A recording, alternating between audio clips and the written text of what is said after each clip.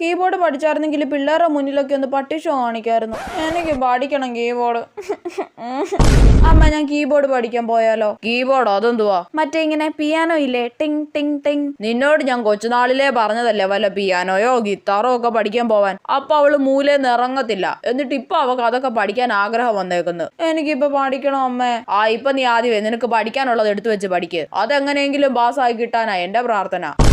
ഒരു ഐഡിയ ഉണ്ട്. ഏതെങ്കിലും കീബോർഡിന്റെ ഗിത്താറിന്റെ ഒക്കെ ആപ്പ് കാണും, അത് ഡൗൺലോഡ് ചെയ്ത് വീട്ടിൽ ഇരുന്ന് പഠിക്കാം. യെസ്.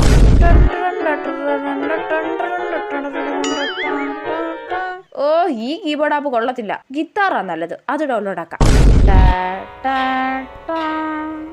ഇത് നമ്മളെ കൊണ്ട് പറ്റുമെന്ന് തോന്നില്ല. ഇനി ചെണ്ടയുടെ ആപ്പ് കൂടി ഡൗൺലോഡ് ആക്കാനുള്ളൂ. ചിലപ്പോ ചെണ്ടയിലാണെങ്കിലോ എന്റെ കഴിവ്.